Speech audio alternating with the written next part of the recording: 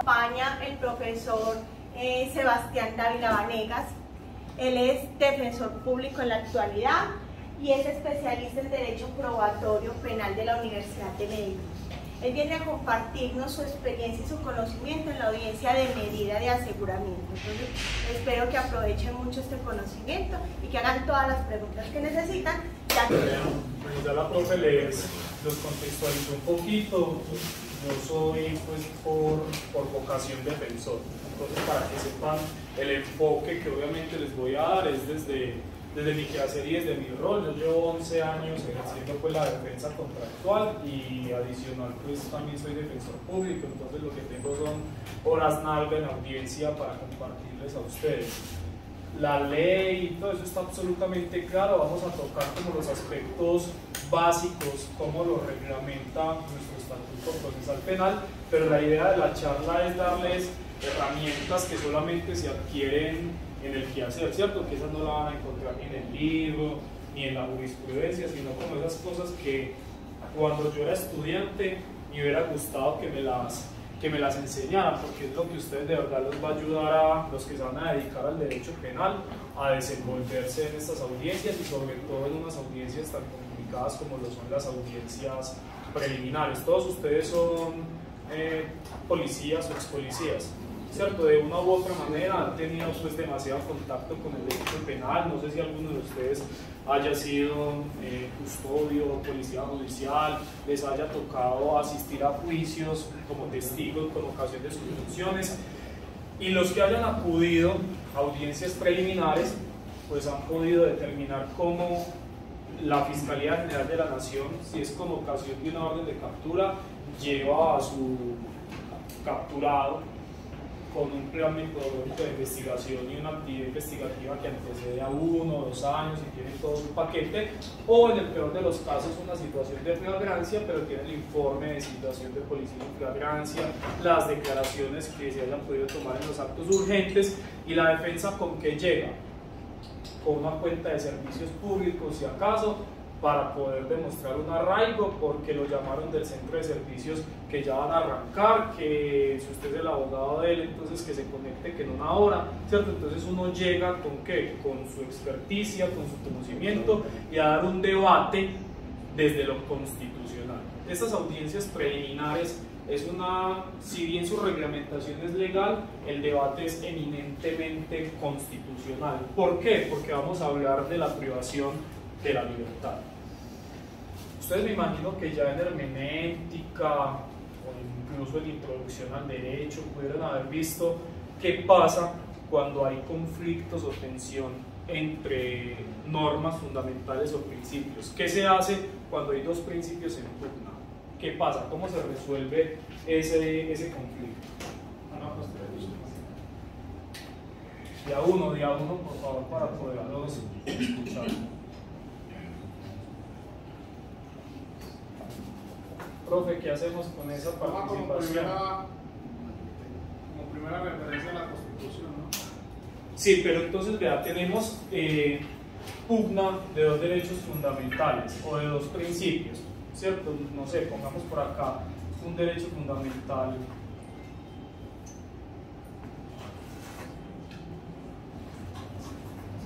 Tenemos en una discusión de audiencias preliminares una pugna entre dos derechos fundamentales. De un lado la vida y de otro la libertad. Vamos a ir de lo menos a lo más. Cuando hay pugna entre dos leyes, entre dos cuerpos normativos, ¿qué se hace para resolver esa pugna? Sí, pero antes hay otro paso, antes de acudir a los principios. La fuente. No, nosotros tenemos por ejemplo una ley que dice cierto postulado, pero si se presenta un conflicto con otra debemos examinar cuál es anterior y cuál es posterior. La ley posterior deroga la anterior y la ley especial prevalece sobre la ley general, ¿cierto? Entonces eso nos ayuda en términos legislativos a determinar cuál es el cuerpo normativo aplicable. Digamos que en términos generales, en cuanto a la ley es un poco más sencillo, pero en cuanto a garantías y derechos fundamentales, ¿qué hay que hacer? Esa es la pregunta que les estoy haciendo. ¿Cómo decide un juez de control de garantías que es quien rige la audiencia de solicitud de imposición de medida de aseguramiento para determinar esa pugna o esa tensión entre principios. Profe, pero en este caso habría que de pronto hacer como un análisis entre esos dos derechos, ¿cierto? Pues diría yo pues que cuando exactamente estaría la vida, me imagino que la vida tendría que ser de la víctima y la libertad del indiciado. Entonces, en ese caso, pues habría que determinar, ya no es tanto el principio, sino sobre la persona en la cual se está presentando prima más. Porque si no se le corta el derecho a la libertad al indiciado, posiblemente la víctima salga perjudicada a raíz de no perjudicar la libertad de la otra. Entonces habría que determinar que prima primero en cuestión de la persona que tiene más debilidad manifiesta con respecto al derecho del otro. Cuando hay pugna, muy bien, cuando hay pugna entre derechos o garantías fundamentales, el juez de control de garantías debe ponderar o balancear qué pasa en ese caso concreto respecto de esas garantías, dependiendo. Hay varios doctrinantes que han tratado el tema, está Working, Robert Alexi, ¿cierto? Uno propone el juez Hércules, ya ustedes pues auscultarán respecto de ello, pero el juez de control de garantías debe decidir en cada caso en concreto hacia dónde se va a inclinar la balanza, va a mirar en el caso en concreto, va a ponderar y va a decir, en este caso debo privilegiar los derechos y garantías de la víctima, o en este caso, haciendo el balanceo, debe primar la libertad del individuo.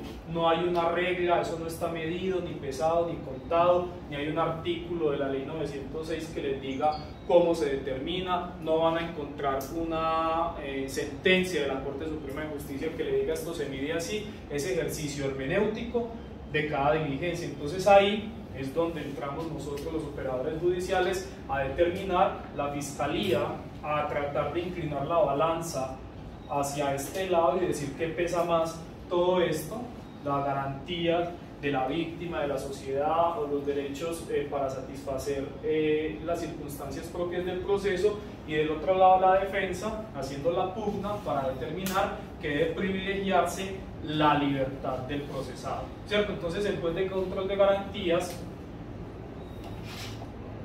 está aquí en la mitad determinando esa balanza hacia dónde va, y los invito a que consulten las teorías del balanceo o de la ponderación para que entiendan más o menos cómo funciona ese ejercicio hermenéutico, que hoy sí pues no nos da el tiempo para auscultar respecto de esos temas. Les voy a plantear una hipótesis desde ya y ahorita se las desarrollo y les justifico por qué.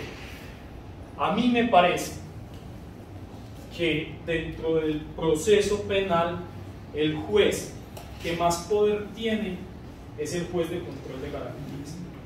Es la percepción que yo tengo y ahorita les voy a explicar por qué. Les dejo planteada esta hipótesis inicial y ahorita la desarrollamos. La audiencia de solicitud de imposición de medida de aseguramiento es una audiencia precautelar de carácter personal. ¿Qué significa eso? Es una audiencia de carácter precautelar personal. ¿A qué les suena eso? Que se está tomando una medida antes de hacer una persona en específico, para poder determinar o poder realizar unas actividades antes de tomar una decisión sobre ello. Es que se entiende que la audiencia preliminar normalmente cuando se va a llevar a cabo una medida restrictiva de la libertad es de manera preventiva, y lo que se busca es que esa persona comparezca al proceso o esté dentro de la investigación sin afectar la misma, con el fin o en aras de poder llevar a fondo como esa capacidad investigativa del ente acusado en su defecto, para tratar de demostrar la responsabilidad de esa persona. Excelente. La audiencia de solicitud de imposición de medida de aseguramiento es una garantía. Vámonos al escenario del derecho civil. Ustedes tienen una letra de cambio por 30 millones de pesos y ustedes entonces determinan cuando van a promover el proceso ejecutivo y vamos a mirar el patrimonio del deudor. Entonces ustedes cogen y ven instrumentos públicos y dicen, ve, este hombre tiene una casa cuyo valor es de 100 millones de pesos. Como yo lo voy a demandar, para evitar que se despatrimonialice, yo le digo al juez civil, venga, voy a demandar a Pedro Pérez, pero para asegurarme mi platica, por favor embargue y secuestre ese bien. Eso es una garantía que real. ¿Por qué real? ¿Cómo? Es del patrimonio. No, porque es real. Pero está en el mismo momento del bien. Porque es un bien real. Porque es un bien inmueble. Las garantías reales recaen sobre bienes. Por eso lo que les estoy diciendo, que la audiencia de solicitud de medida de aseguramiento es una audiencia precautelar personal. ¿Por qué personal? Porque no recae sobre bienes, sino sobre ¿qué? Sobre la persona investigada. ¿Para qué? Para satisfacer unos fines. Entonces hagan de cuenta, el ejemplo es pues muy absurdo, pero para que me lo entiendan, es como si la persona fuera ese patrimonio o lo que pretende asegurar la fiscalía y el proceso para lo que se viene en el resto de fase de conocimiento. ¿Les queda clara esa acepción de por qué es una audiencia precautelar personal? Listo. No me acuerdo de la sentencia, pero me acuerdo lo que dice. La Corte Constitucional indicó que después de la vida, la garantía fundamental más importante es la libertad. Entonces lo que se discute en una audiencia de solicitud de imposición de medida de aseguramiento, pues no es de poca monta, ¿cierto? Ya la Corte, pese a que no se pueden estratificar los derechos fundamentales, sí dio una premisa, y es de que el objeto de discusión es tan importante casi como la vida. ¿Por qué? Pues nosotros necesitamos estar vivos para satisfacer todas las necesidades, y la que nos permite ejercitar todas las demás garantías, ¿cuál es? La libertad, para poder determinar qué vamos a hacer. Si ustedes cogen el código, pues podrán ver cómo el régimen de la audiencia de solicitud de imposición de medida de aseguramiento se empieza a desarrollar a partir del artículo 307, que trae el término de duración, pero los requisitos generales están del 308 en adelante. Eso es lo que a mí me enseñaron, eso es lo que ustedes van a ver en toda parte, pero esta es otra de las cosas que al menos yo descubrí ya en mi ejercicio y que quiero que les quede el día de hoy: el régimen de libertad. Y el debate que se da en esta audiencia no se limita a esos artículos. Hay unos, como se los puse acá en las diapositivas, hay uno que a mí me encanta y he ganado oposiciones a la medida de aseguramiento solamente argumentando y haciendo énfasis en ese artículo 295. ¿Por qué? Desde su nomen juris ya nos dice qué es ese artículo. Dice afirmación de la libertad, ¿cierto? ¿Quién me colabora con la lectura de ese artículo 295? Afirmación de la libertad. Las disposiciones de este código que autorizan previamente la privación o restricción de la libertad del imputado tienen carácter excepcional. Solo podrán ser interpretadas restrictivamente y su aplicación debe ser necesaria, adecuada, proporcional y razonable frente a los contenidos constitucionales. Muchas veces incluso los jueces, cuando imponen su medida de aseguramiento, parte del libreto que se tiene es, bueno, y entonces entiende el debate afirmando la libertad, pero esta debe ceder porque tal, y hacen una lectura de paso. Ahí es donde viene, y por eso les decía, mi conferencia del rol que ejerzo como defensor, y es llamar la atención en este artículo para que no lo lean de paso en las audiencias. Hay muchas circunstancias. La primera, la restricción de la libertad tiene un carácter excepcional, así de simple. O sea, en Colombia la regla general es la no imposición de medida de aseguramiento, por más grave que sea el delito. independientemente de cualquiera sea la calificación jurídica, la regla general, y se lo sostengo a ustedes y al que sea, es la no imposición de medida de aseguramiento. ¿Quién lo dice? No lo digo yo, lo dice la ley. ¿Qué es lo que pasa? La práctica y la realidad nos muestra que se invirtió. La regla general es la privación de la libertad y ya es casi que un triunfo y nos vanagloriamos cuando no se impone la medida de aseguramiento, porque en casi todo es, llega la carpeta con un nombre, delito sexual, y la están radicando y está el oficial mayor proyectando la detención de la libertad y no se han presentado las partes, y es la verdad, ¿cierto? Entonces la regla general es por mandato legal la excepción, y a veces solemos dejarlo hasta ahí, pero yo invito a los operadores judiciales a que miren la segunda partecita de ese artículo 295. ¿Por qué? Porque es una pauta hermenéutica a la hora de entrar a debatir todas estas controversias. ¿Qué dice el artículo 295?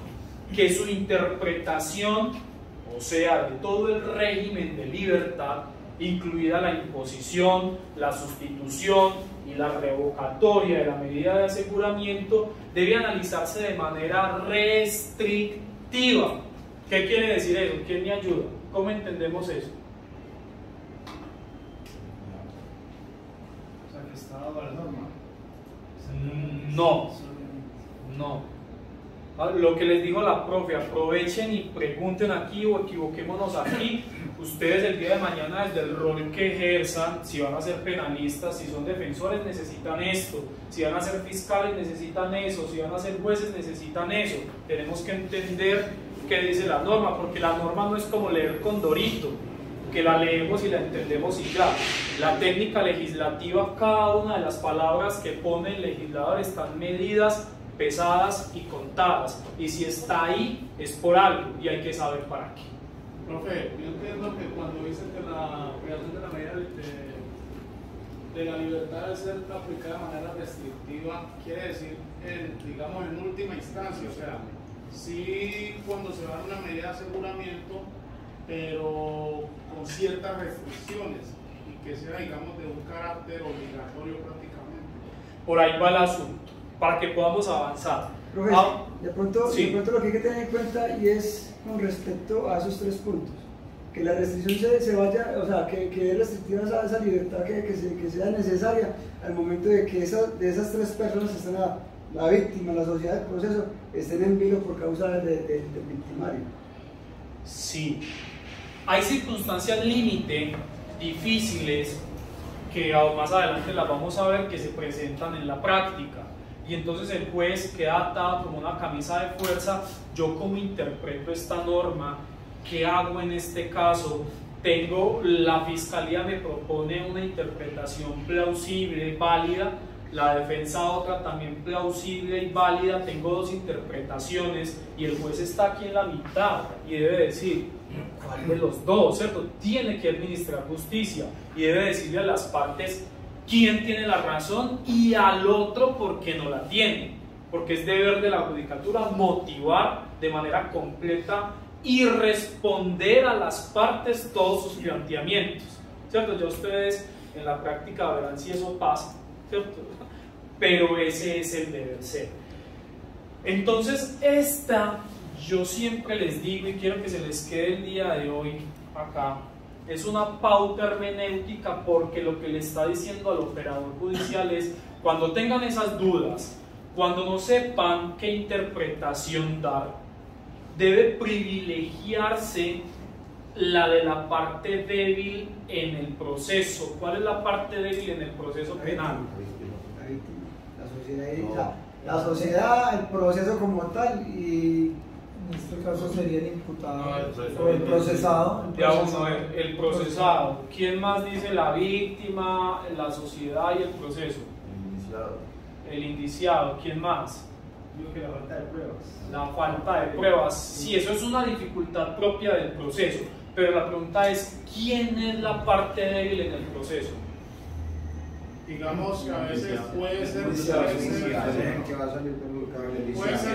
indiciado porque, como lo dijo usted, antes de iniciar la audiencia ya va con el INVI de medida de aseguramiento a veces. Entonces puede aplicarse que sean indiciados. Ustedes tienen en un proceso penal todo el aparato estatal, llámese Fiscalía, CTI, SIGIN, Policía, todo el cuerpo estatal en contra de quién, de ese el señalado, del encartado, ¿cierto? O sea, la parte débil en el proceso penal, quieranlo o no, es el procesado, porque es quien resiste todo ese aparato punitivo del Estado. Entonces, de alguna manera tienen que equipararse o equilibrarse esas cargas, y hay una prerrogativa de carácter constitucional que es el indubio pro reo. Toda la duda, y eso va desde la parte primigenia del proceso hasta la final, toda la duda, independientemente del estadio procesal en el que nos encontremos, se despacha en favor del reo, del procesado. Y aquí hay un desarrollo legal de ese indubio pro reo. El juez, si tiene la duda, impongo o no impongo, si mínimamente se le genera la duda, no puede imponer. Así de sencillo. ¿Por qué? Porque él está diciendo que en el legislador tiene que estar tan claro ese régimen de restricción que usted sin dudas imponga. Si la duda subsiste, ¿hacia dónde tiene que balancearse o ponderarse la balanza? Hacia la parte débil, porque su aplicación es restrictiva, y en los casos límite o complejos que les voy a poner ahora más adelante van a entender la importancia de esto. Hay una situación que vemos todos los días los que han estado en audiencias y escuchan a la Fiscalía General de la Nación diciendo: su señoría, yo necesito que Pedro Pérez quede privado de la libertad porque debemos mandar un mensaje contundente a la sociedad de que esto no va a pasar más, que no hay impunidad. ¿Han escuchado eso o no? Lo escuchamos en las noticias, y cómo es posible que lo capturan, y sobre todo, y lo digo con mucho respeto, de los uniformados. También se duelen mucho cuando dicen: pero fiscal, ¿cómo así? Hicimos el procedimiento, se lo entregamos, es el ladrón conocido, es el jíbaro, por fin lo capturamos, va juez de control de garantías, y cómo es que lo vemos mañana otra vez saliendo parado en el mismo lado, ¿cierto? O sea, y se pide como fundamento para privar de la libertad: necesitamos mandar el mensaje a la sociedad. ¿Y qué dice uno como defensor? Después no nos deja hablar y tal, uno se sienta y ese argumento lo desbarata uno con dos artículos: 37, numeral tercero, y cuarto del Código Penal. Hay una frasecita que yo se la digo a los jueces de control de garantías: sí, mande el mensaje que quiera, su señoría, pero mándelo cuando lo tenga que mandar. Usted no se le puede olvidar, señor juez de control de garantías, que eso que le está pidiendo la Fiscalía son los fines de la pena, y este señor no lo han condenado. Esto es una audiencia precautelar personal que persigue unos fines: proteger a la víctima, a la sociedad o al proceso. Acá no hay que mandar ningún mensaje a nadie, así suene crudo, burdo, duro, mensajes a nadie, porque eso no es la medida de aseguramiento. Y acá lo dice, artículo 37, numeral tercero: la la imposición de medida de aseguramiento o todo el régimen de libertad no se reputa como pena. ¿Qué significa que no se repute como pena? Que los fines de la pena no aplican para la medida de aseguramiento. ¿Y cuáles son los fines de la pena? Prevención general y especial, afirmativa y negativa. Ahí encontramos: manda el mensaje disuasorio a la sociedad, pero es cuando ya fue vencido en juicio, cuando su presunción de inocencia ya fue derruida y derrotada, superó el estándar probatorio de la regla 381 adjetivo penal, y un juez ya dijo: sí señor, usted fue vencido en juicio y es declarado culpable. Ahí sí, mande los mensajes que quiera, a él y a la sociedad. Antes no tiene por qué mandar ningún mensaje a nadie. Y no son palabras del defensor, ¿verdad? Ahí está. Entonces, si ven que la medida de aseguramiento no se limita al artículo 308 y siguientes. Ahí vamos mirando. Estas diapositivas yo se las mando con la profe para que las tengan, pues son muy básicas, pero les sirve de mapa. Les sirve de mapa. Esta sí que necesitamos por ahí 3 horas para poder entender bien esto. Yo quiero que alguno de ustedes me ayude. ¿Trajeron código? ¿Alguno? Sí, profe.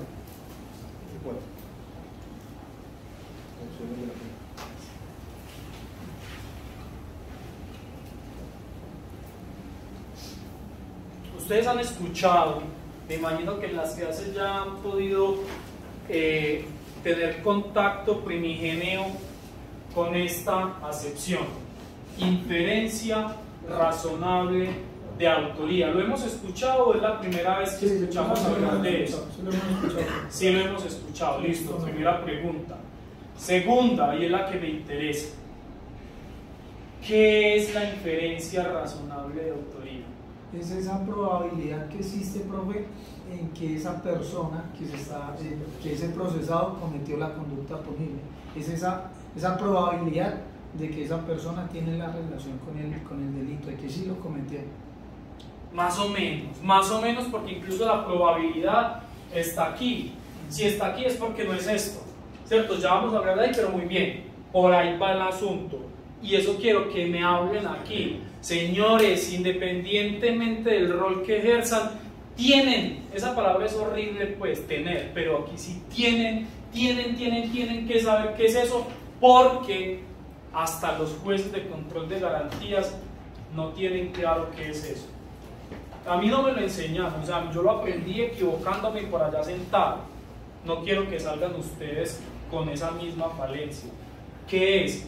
Anímense, alguno que me diga, ¿a qué les suena eso? Pues, no sé, pienso que es como un indicio que tiene el juez, de pronto la fiscalía, con relación a algún delito que haya cometido, pues, de pronto una persona. Es como un indicio, como, no sé. Como que de pronto, ¿cierto? Como que algo pasó, como que sí, o sea, mira que hay como un señalamiento, ahí pasó una cosa, no sabemos bien, pero algo pasó, ¿cierto? Por ahí va. De pronto sería, es que la inferencia razonable lo mira, lo hace uno muchos en los informes, donde muestra realmente la participación, como pues uno lo hace un día a día de que esta persona sí tiene que ver con varios delitos que le están imputando, digamos en un concierto. Entonces se le coloca el paso a paso de la participación que él hizo en cada procedimiento, en cada acto delictivo. Más o menos eso es lo que lo colocamos de parte de nosotros. Muy bien, sí. Y de hecho, las inferencias se construyen a partir muchas veces de los informes que ustedes presentan. Esa inferencia, digo yo, que es el convencimiento que se da pues a través de lo que se aporta, digamos, en el proceso, elementos materiales probatorios, los mismos informes, ese convencimiento que redunda ahí como alrededor de lo que se presenta y que está en contra de la persona. Sí, por ahí va. Pues es que la inferencia, pues digo yo, que la inferencia es la mera certeza que se tiene que la persona si fue quien cometió el delito o que es la que se está realizando, o pues, la certeza de que la persona sí es y que no hay otra cosa que se pueda dudar que no haya cometido. Tu raciocinio nos ubicas aquí. Sí. Entonces no. Pero muy bien que participes, porque este es el escenario para decirlo, ¿cierto? Porque si usted es fiscal y me dice eso en audiencia, a mí me van a salir letreros sentado como defensor esperando a que me den el uso de la palabra para poderle decir al fiscal por qué no le van a imponer su medida, porque es que usted no entendió ni qué era esto, ¿cierto? Pero este es el escenario, como le digo, aquí, ya voy, yo vi una mano, sí. Pues, los elementos materiales probatorios que se tienen y que prueban la conexidad con la autoridad que tiene esa persona que se está señalando. Y razonablemente, pues esos elementos materiales probatorios demuestran la veracidad que puede llegar a ser el presunto responsable de la autoría o la actuación que realizó. También vamos por ahí. Sí, bueno, que de pronto tenía que ver algo con pruebas, con testimonios. Esto presenta tantos inconvenientes que hasta la Corte Suprema de Justicia le tocó entrar a sacar casi que un Nacho Lee de lo que es esto. ¿Por qué? Porque acá, por eso los quería escuchar, y no les pasa solo a ustedes, sino a todos los que estamos en las audiencias, confundimos hecho indicador con elemento material probatorio, con hecho jurídicamente relevante, no entendemos qué es la inferencia, ¿cierto? Y la Corte Suprema de Justicia, por allá desde el año 2011, viene hablando de eso, pero se volvió de moda en el año 2017, con la sentencia 44.599 con ponencia de Patricia Salazar Cuellar y reiterada 2 años después, en el 2019, por la misma magistrada en radicación 51.007, donde nos explica a todos los operadores judiciales qué es hecho indicador, qué es elemento material probatorio y cómo se diferencia uno de lo otro y no confundirlo con hecho jurídicamente relevante. Se las voy a escribir aquí. Muchachos, esa es la sentencia de Balusi que ustedes cuentan con ella en el muro. 51.7.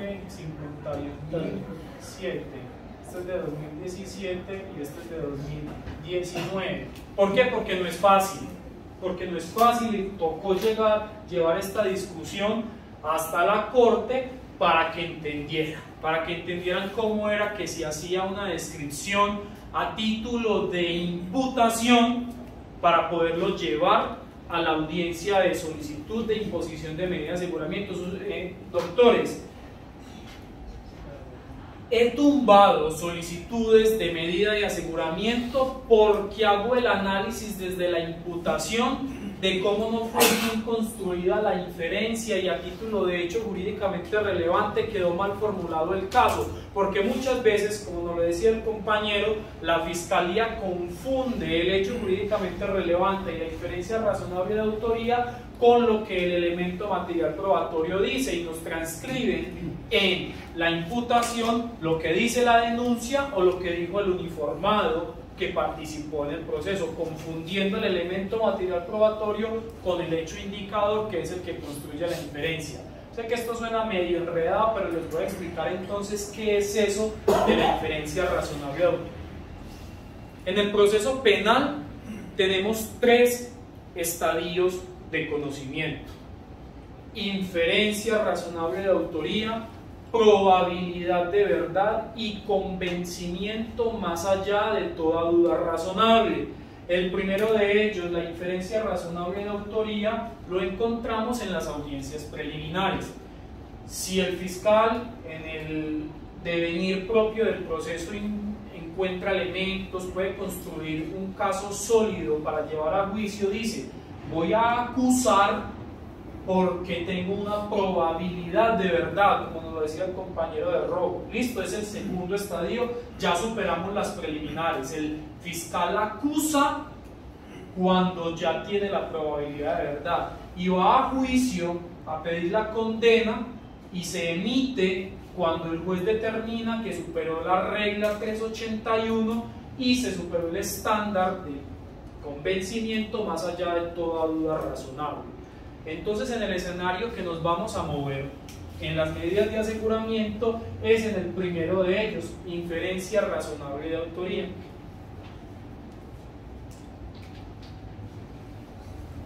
Esta no es otra cosa diferente que una elaboración silogística. ¿Quién me dice que es un silogismo?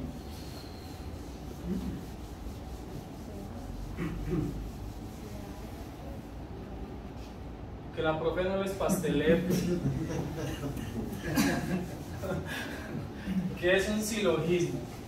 Doctores, cuando me los encuentren, les voy a en la audiencia vamos a hablar de silogismos y si les quedó bien construido. ¿Qué es un silogismo? Ah, sí, no importa. Un razonamiento que está formado por dos premisas y una conclusión, que es el resultado lógico que se deduce de las dos premisas. Excelente, listo, muy bien, me lo leyeron, pero díganme qué es. Pues porque da lo mismo, es como leer el 295 y no entenderlo, es lo mismo. Digamos, llevándolo al campo penal No demos ese paso. Penal. No, hablemos que es un silogismo para poder entender eso. Si es una premisa lógica que tiene dos puntos de vista, pero una sola conclusión, es llevarlo como al juez, que están los dos defensores, el defensor y el fiscal, y el juez sobre eso tiene que tomar una decisión. No te me fuiste al penal, no, necesitamos en términos generales saber qué es un silogismo, porque si ni siquiera sabemos qué es un silogismo, no podemos elaborar la inferencia. ¿Qué es un silogismo? Ya me lo leyeron, perfecto. Y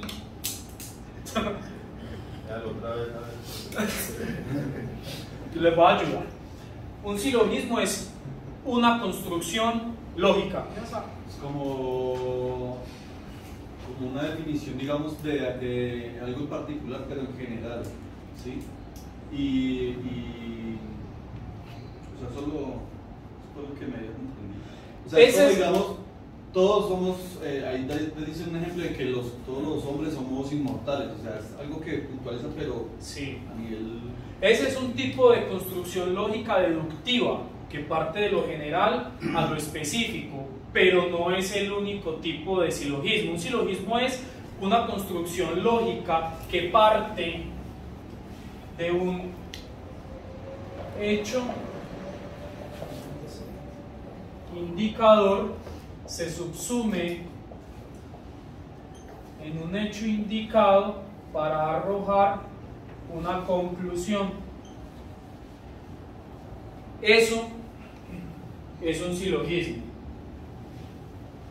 Eso lo debieron haber visto en hermenéutica o algo, no sé.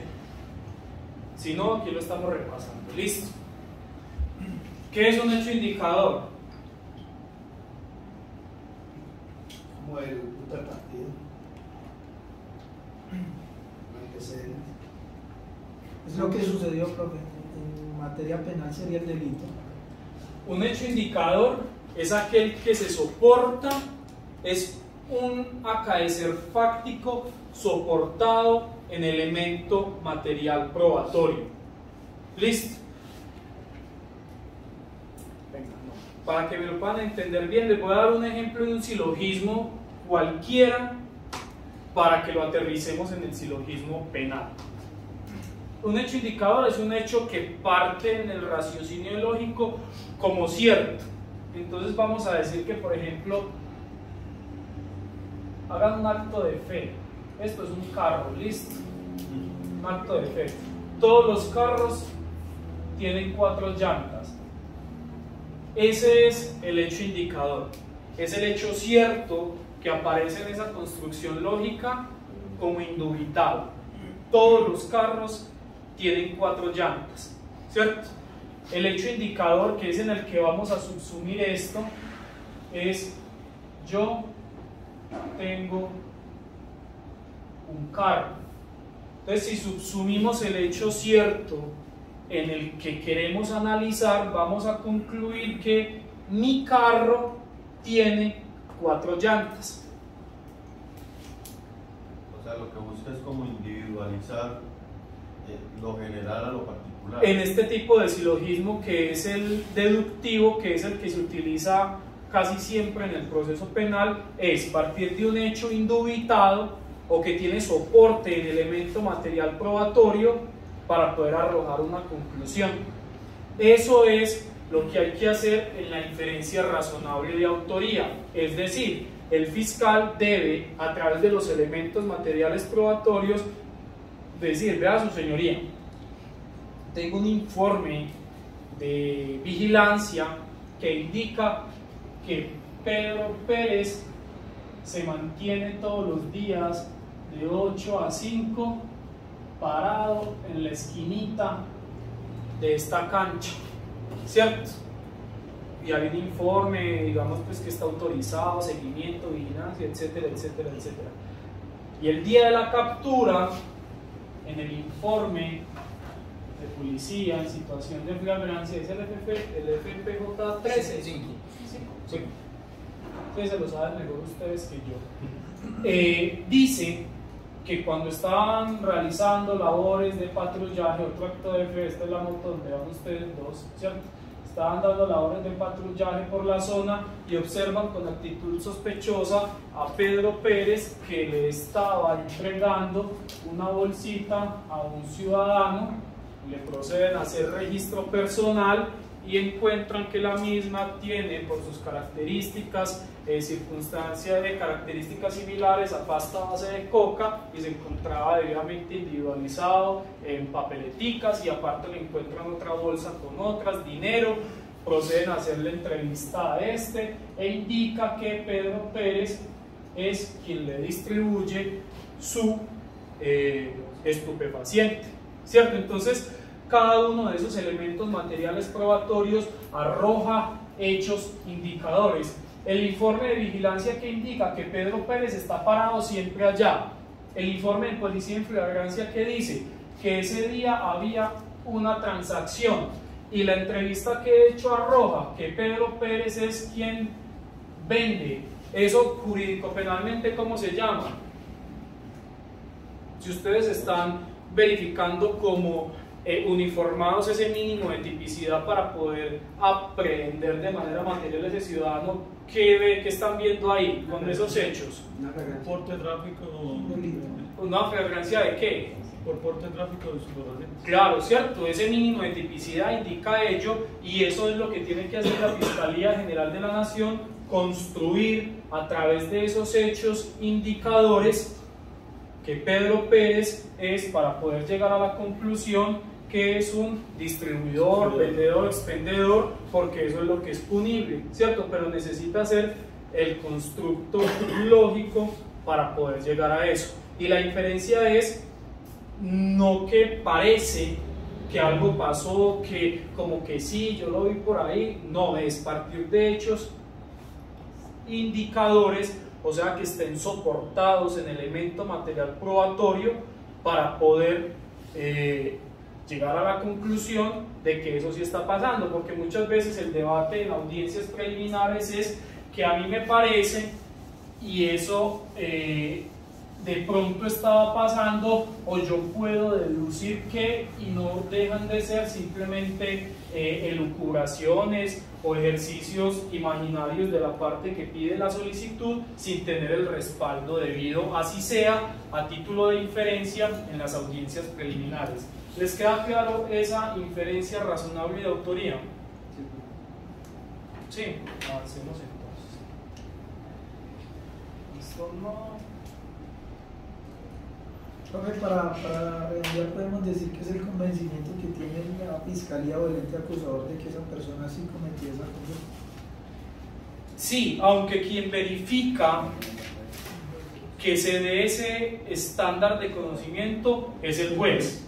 Pero como el que está presentando la inferencia razonable es el fiscal. Ah, sí, claro, por el artículo 250 superior es la Fiscalía General de la Nación quien tiene la facultad investigativa y la postulación ante la judicatura de la pretensión punitiva del Estado, claro, y es el fiscal en su ejercicio intelectivo quien desarrolla la inferencia, quien dice tengo con qué acusar y quien dice pues voy a pedir la condena, y el juez controla que efectivamente sí se esté dando. Por eso les digo, ahorita lo vamos a ver, dentro de uno de los requisitos subjetivos está la verificación de la existencia de la inferencia razonable de autoría, y si el juez ve, por más que la Fiscalía le parezca que tiene su inferencia y el juez determina que está mal construida o que simplemente no hay, no puede imponer. A ver cómo estamos de tiempo. Listo, profe, gracias. ¿Qué hora es? 7:30. ¿Y eso hasta qué horas? 8:45. Ah, bueno. ¿Qué va a pasar si le metía el acelerador? La inferencia razonable es, pues yo lo miro desde el punto que es como la partida, como para la teoría del caso del fiscal. O no, sí, porque ahí viene ya mostrando toda como el paso a paso en el caso de esta persona de los hechos cometidos, cuando se imputan varios delitos, como la bitácora que lleva el fiscal para la teoría del caso. La teoría del caso es hacia dónde voy como parte en el proceso. En este caso que les planteé es que para la fiscalía probar que Pedro Pérez es el jíbaro de esa cancha, ¿cierto?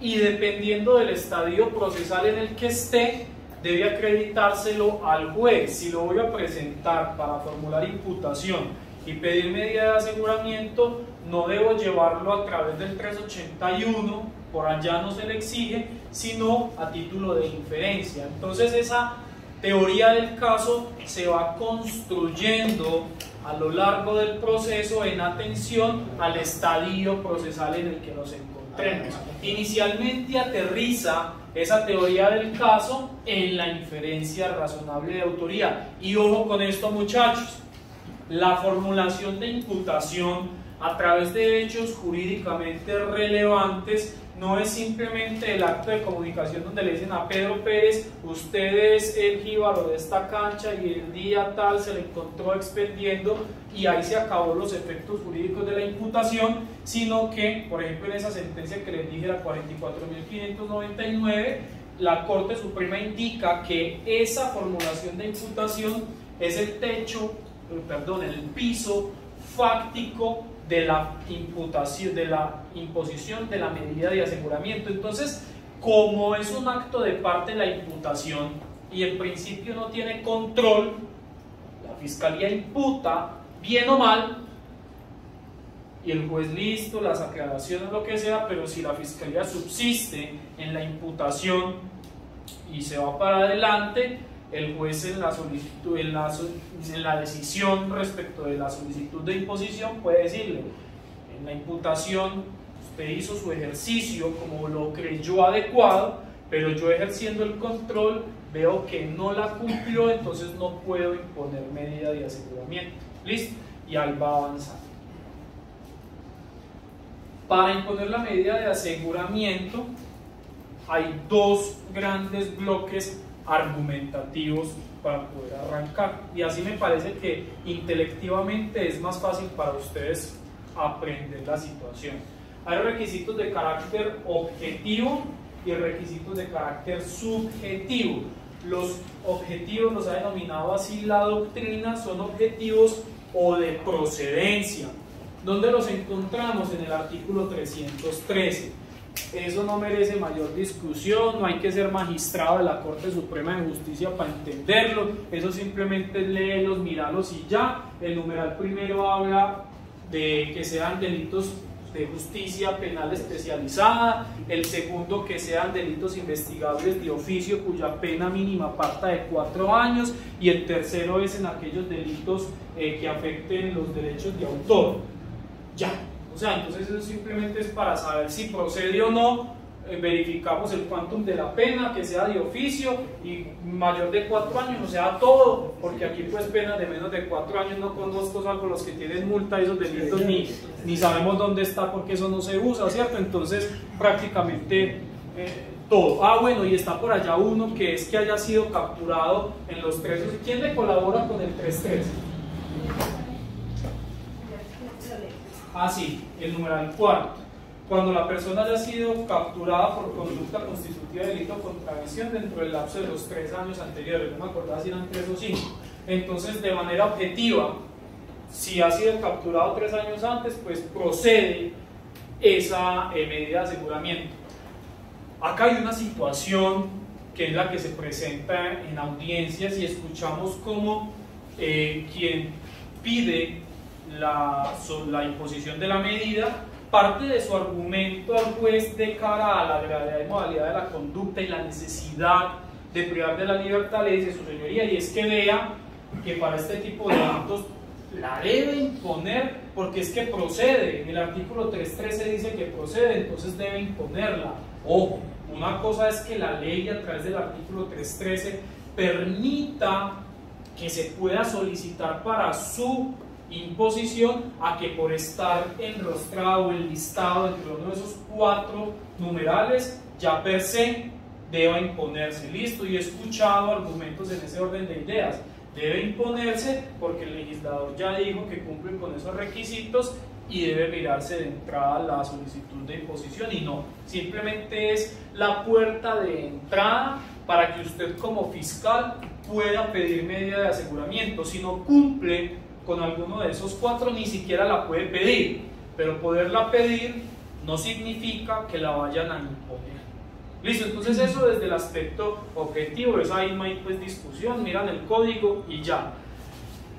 Lo complicado y el debate fuerte en las audiencias de medida de aseguramiento se da respecto a los requisitos subjetivos. ¿Cuáles son? Verificación de la existencia de una inferencia razonable de autoría, la constatación de que existe uno o varios fines constitucionales para soportar la necesidad de la misma, y la aplicación del test de proporcionalidad al caso en concreto. Todos ellos en atención a esa lógica antecedente consecuente que gobierna el proceso penal. Quiere decir que para poder imponer la medida de aseguramiento deben darse todos y cada uno de esos requisitos. Es decir, si ustedes, es como si fuera un checklist.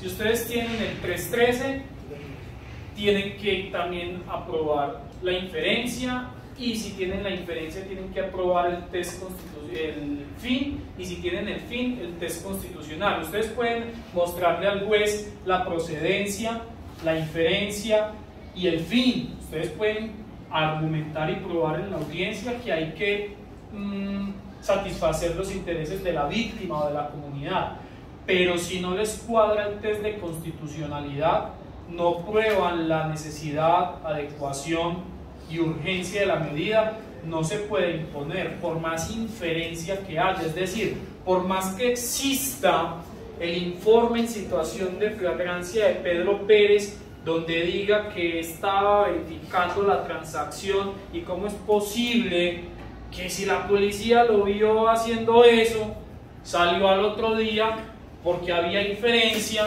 cómo es posible que quedó de pronto en el test de proporcionalidad, la fiscalía se quedó corta o algo se logró evidenciar en tanto la necesidad de gravedad de urgencia y no hubo por qué imponer medidas de aseguramiento.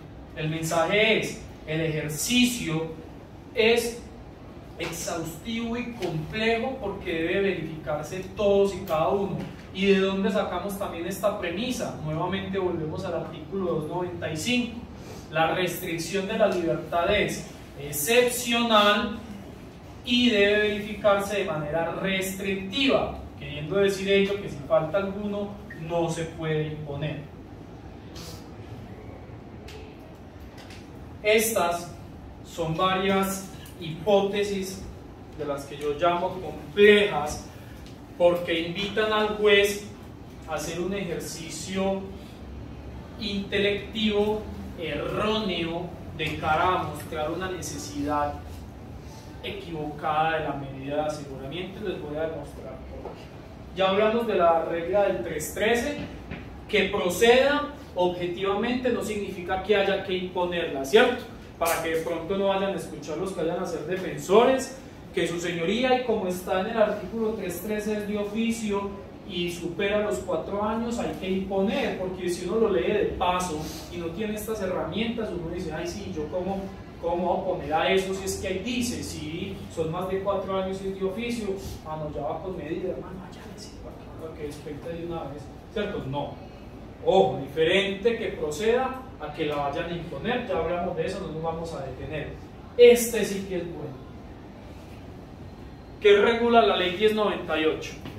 Infancia de adolescencia. Infancia de adolescencia. Y ustedes vean, no hay nada más complicado para uno como defensor que un proceso con menores. O sea, yo prefiero un homicidio, la cosa más horrible del mundo, que tener que ir a juicio con menores.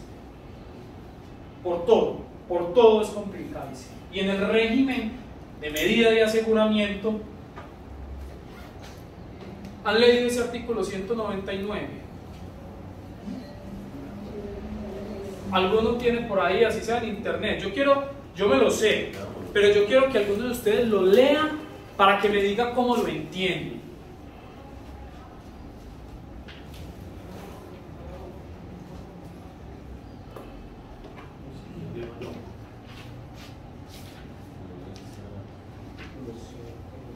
Sí, de la ley 1098. Beneficios y mecanismos sustitutivos. Léamelo por favor. Listo. Cuando se trate de los delitos de homicidio o lesiones personales bajo modalidad dolosa, delitos contra la libertad, integridad y conformación sexuales o secuestro, o cometidos contra niños, niñas y adolescentes, se aplicarán las siguientes reglas. 1. Si hubiere mérito para proferir medidas de aseguramiento en los casos del artículo 306 de la Ley 906 del 2004, esta consistirá siempre en detención en establecimiento de reclusión. Listo, ya. ¿Cómo termina? Esta. Será siempre. Léelo, esta consistirá siempre en detención en establecimiento de reclusión. Listo, doctores, ustedes están sentados allá, lo llamaron, doctor, capturaron a mi tío que porque tocó una niña y entonces está aquí en el búnker y ustedes listo, ya, yo voy para la medida y saben que se van a enfrentar a esta norma del 199. Que es la 96 del 126. Entonces, ¿qué significa esa prohibición que trae este régimen especial? ¿Cómo lo entendemos? ¿La prohibición o la afirmación?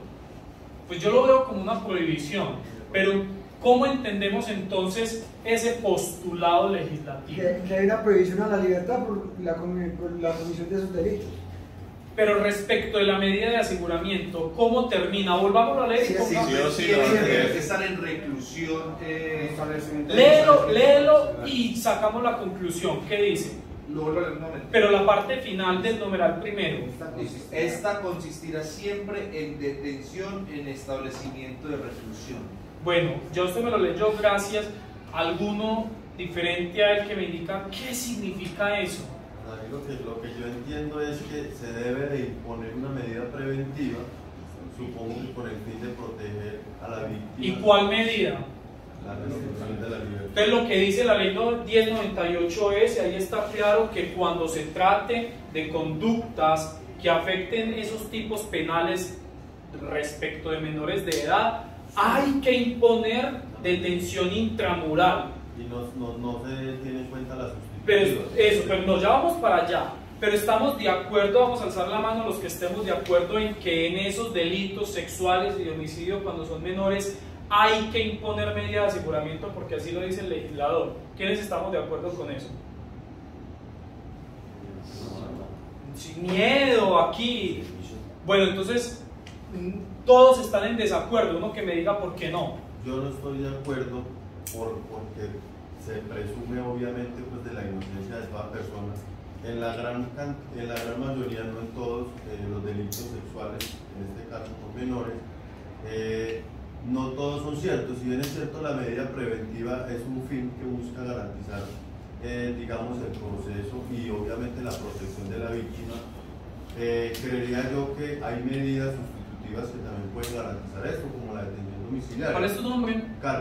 Carlos, pero eso que me estás diciendo es una discusión del 381 de si eso es cierto o no, y las sustitutivas, el legislador te está diciendo, Carlos, no, intramural, y el juez que imponga otra cosa está prevaricando, porque es que el juez lo rige el principio de legalidad y no puede hacer otra cosa diferente. Con esto sí o sí tienen que... Doctores, ninguno me levantó la mano, entonces todos están en desacuerdo. Quiero que alguno me convenza, entonces, pues yo leo de ahí que hay que imponer medidas de aseguramiento intramural. Yo lo leo. Vuelvo y les pregunto la mano. ¿Quiénes estamos de acuerdo con que en esos delitos hay que imponer medidas de aseguramiento? Esperen.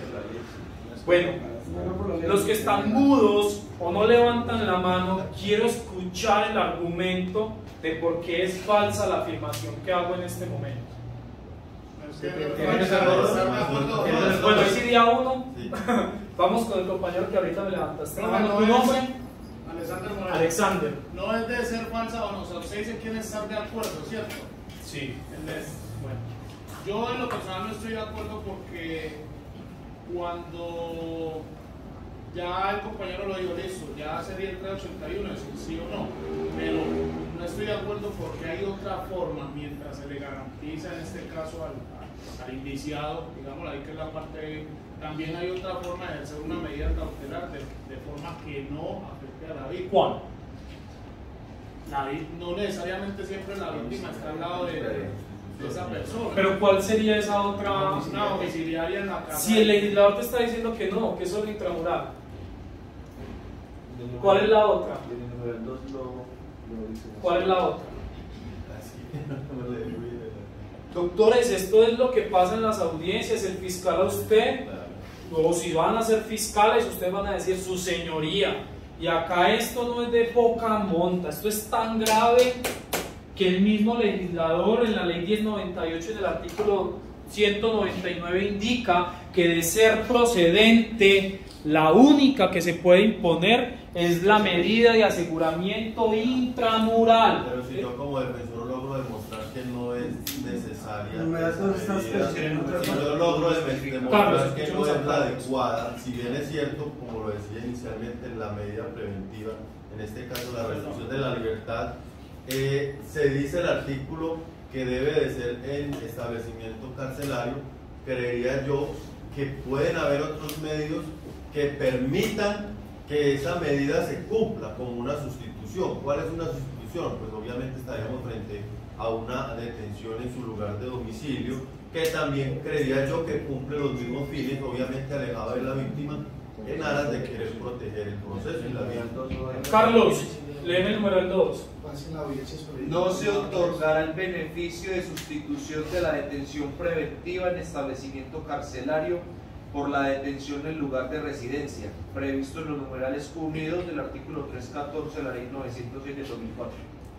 Sí, no, esa es una situación diferente de sustitución, ya lo vamos a ver. Carlos, sí y no. Ibas muy bien, excelente, ese era el punto, hasta que me hablaste de la domiciliaria. Porque para que aplique tu tesis hay que pedirles una excepción de constitucionalidad y hay que argumentar por qué, para que el juez se pueda apartar de lo que dice la ley, porque si el juez de buenas a primeras dice no, es que Pedro Pérez, el violador, vive en Bello y la víctima vive en Leticia, ¿qué riesgo va a tener de Bello a Leticia? Mandémoslo para la casa. Sí, es razonable, Carlos, dame un momentico, pero si el juez lo deja así, ay papá, usted para la casa y el juez para la investigación por el prevaricato, porque es que él no puede saltarse la ley, tiene que haber un argumento constitucional para hacer la excepción de constitucional e inaplicar. Entonces por eso te digo, ibas muy bien. Y el Carlos, ¿cierto? Sí me lo aprendí, soy muy malo para los nombres.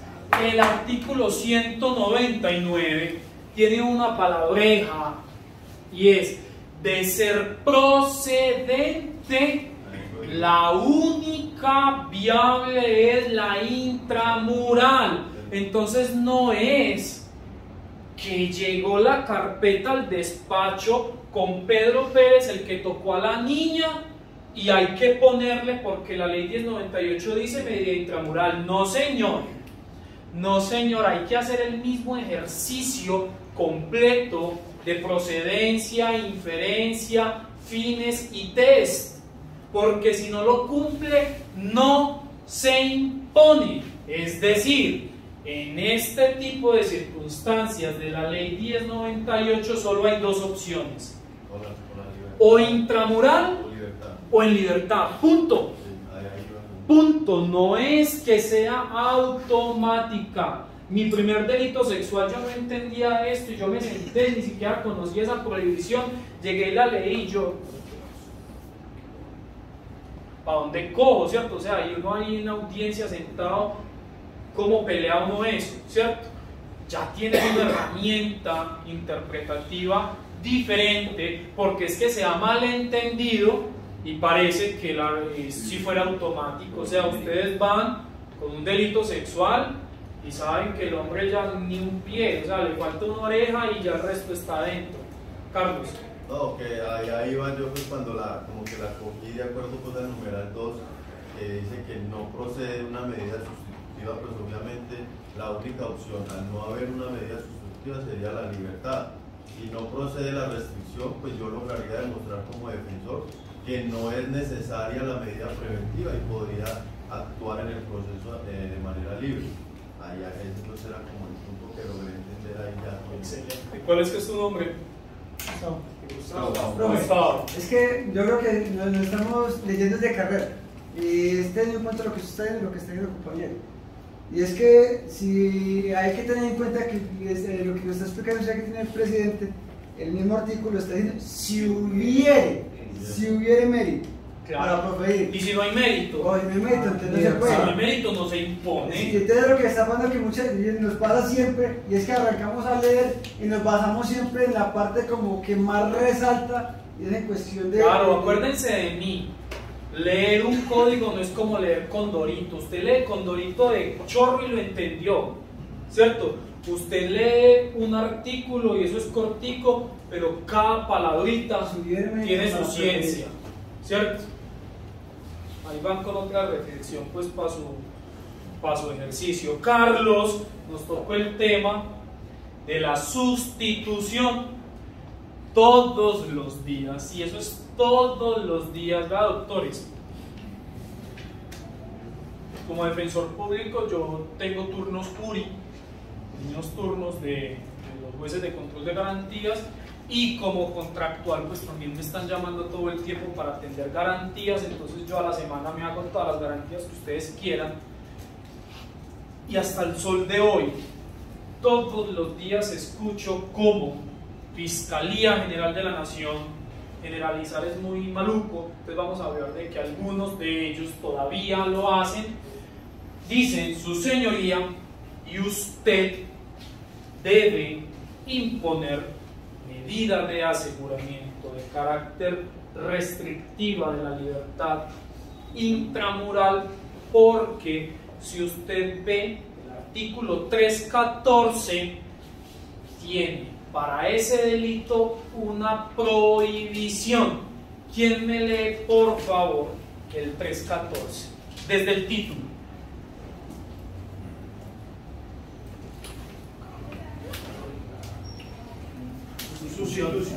Sustitución de la detención preventiva. La detención preventiva en establecimiento carcelario podrá sustituirse por la del lugar de la residencia en los siguientes eventos. Primero, cuando para el cumplimiento de los fines previstos para la medida de aseguramiento sea suficiente la reclusión en el lugar de residencia, aspecto que será fundamentado por quien solicite la sustitución y decidido por el juez en la respectiva audiencia de imposición, en atención a la vida personal, laboral, familiar o social. Vamos a dejar hasta ahí y me vas a leer el parágrafo adicionado por la ley 1474 de 2011. Ahí está, al final de todos sus numerales, por allá dice: no procederá la sustitución de la detención preventiva en establecimiento carcelario por detención domiciliaria cuando la imputación se refiera a los siguientes delitos: los de competencia de los jueces penales. Eso ya no lo leamos, que ahí están. Ustedes en la audiencia pueden sacar códigos, ¿cierto? Eso no lo tienen que aprender de memoria, el juez no los va a regañar porque saquen el código, ¿cierto? Ustedes tienen sus herramientas, ahí están. Esto ustedes se lo terminan aprendiendo de hacerlo, pero entonces ya saben que ahí está. Hay unas prohibiciones. Por ejemplo, dice violencia intrafamiliar. Entonces llega el capturado en flagrancia por violencia intrafamiliar porque le voló 8 dientes a la mujer, y entonces llega la fiscal y dice: debe ser establecimiento penitenciario, su señoría, porque si miramos el parágrafo del artículo 314 hay prohibición de sustitución domiciliaria para la violencia intrafamiliar. Eso es verdad, ¿cierto? Ahí lo dice. Entonces tampoco podemos imponer otra medida de aseguramiento. Los escucho, doctores. Ustedes son el abogado de ese cascón. Ustedes son el abogado del que le voló los 8 dientes y ustedes cobraron por las preliminares 20 millones de pesos y tienen que justificar los honorarios. Usted está ahí, Gustavo. Ay, Dios mío, este man le voló 8 dientes. La fiscalía está diciendo que el 314 tiene esa prohibición y ahí está clarito, no procede detención domiciliaria para la violencia intrafamiliar. Es Gustavo, es agravada por ser contra mujer, son 6 años. Gustavo, te pagué 20 millones de pesos, Gustavo, me vas a dejar mandar para la cárcel, Gustavo. Gustavo, Gustavo, ¿cómo vamos? Vamos muy bien, pero si puede correr. No, pues yo pues, tendría que pues como mirar lo mismo de ahora. Habría que determinar que la persona el defensor en sus aspectos debe fundamentar, o el fiscal debe fundamentar no el fiscal sino el defensor debe sustentar fundamentadamente las observaciones de cómo fue que sufrió el delito, si aplica o no aplica. Entonces, bueno, ¿qué le pedirías al juez, Gustavo? Por eso yo estoy diciendo que el título de esta conferencia es aspectos prácticos, porque yo no quiero que se aprendan la ley, ahí está, y leanla las veces que quieran hasta que se la aprendan. Yo necesito es que sepan cómo desenvolverse en esa audiencia. Y a usted, Gustavo, la fiscalía le dijo al juez: mande a este señor por volarle 8 dientes a la mujer, y no le puede imponer otra diferente porque el 314 dice que está prohibido para la violencia intrafamiliar. Señor defensor, tiene el uso de la palabra de la solicitud que acaba de hacer la fiscalía. Adelante. Pues hay que tener en cuenta también de pronto lo que hemos venido hablando desde hace rato sobre esa inferencia razonable. Pues que... Gustavo, está claro, a título de inferencia, hay un informe de policía en flagrancia donde el policía, cuando capturó, llegó y dijo: yo la vi mueca y recogí 8 dientes del piso. Hay un dictamen de medicina legal donde hay que le faltan 8 dientes producto de un elemento contundente. Está la declaración y la denuncia de ella diciendo: me miró feo y me tumbó 8 dientes. Gustavo, ¿cómo vas a pelear la inferencia, Gustavo? ¿Cómo? Gustavo, ya te consigné, Gustavo. Gustavo, ya te consigné, Gustavo.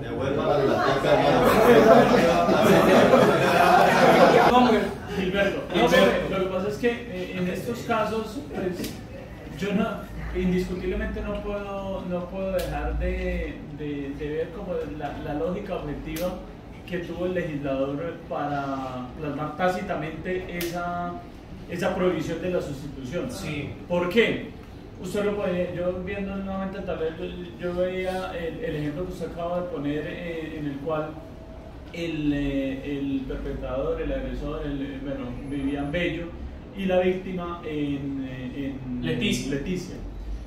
En este caso, estamos hablando de una violencia intrafamiliar en el cual el cónyuge vive con ella, convive dentro de la misma unidad habitacional y demás. Entonces, pues, como le dije al principio, no puedo dejar de ver la lógica con la cual el legislador dice: pues, hombre, en este tipo de delitos tiene que haber una lógica objetiva para que esa persona, máxime cuando, y ustedes saben que en esa clase de delitos, doctor, hay una conducta repetitiva en la gran mayoría de esos delitos por parte del agresor, del esposo, pues. Y uno como uniformado de policía también observa a diario: no, pero es que esta misma señora es la que llama cada 8 días porque el marido la golpea y demás, en fin. Entonces, no puedo dejar de ver de esa manera, pero sí tengo la inquietud, porque yo sé que usted nos va a ilustrar en este momento cuál es la verdadera razón por la cual esa medida sustitutiva sí se puede dar. Bueno, te agradezco el mérito, pero la verdad revelada ojalá yo la tuviera, ¿cierto? Ahí hago una interpretación, y gracias por la confianza de que estás diciendo que lo pueda sacar. Yo puedo que los deje en el alto llavero y los deje ahí picados. Gustavo, que todavía no puede volverse a conectar a la audiencia. Hay que tener en cuenta que lo que dice él es verdad, y es con cuestión de pronto que muchas veces las personas se autolesionan y cuando llega el policía, pues llega y lo primero que es a la muchacha es Gustavo, es válido, pero Gustavo, te llamaron y te dijeron, está mi hijo en el búnker, ¿usted a qué horas va a llevarle al juez de control de garantías elementos materiales probatorios para probar que él se autolesionó? Gustavo, usted llega ya con la cuenta de EPM para decir que él vivía allá.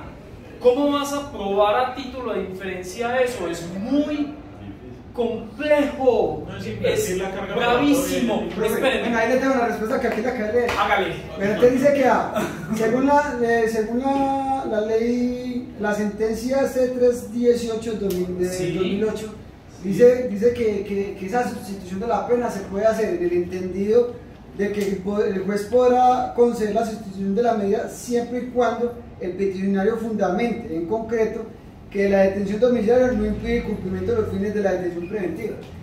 Esa sentencia es muy bonita. C318 de 2008, eso sirve para todo. Para todo. Pues, para todo ese régimen de libertad, léanla, tenganla, que eso para cualquier posición les sirve con muchas cosas, pero por ahí no es Gustavo. No, Gustavo, vuelve a desconectar.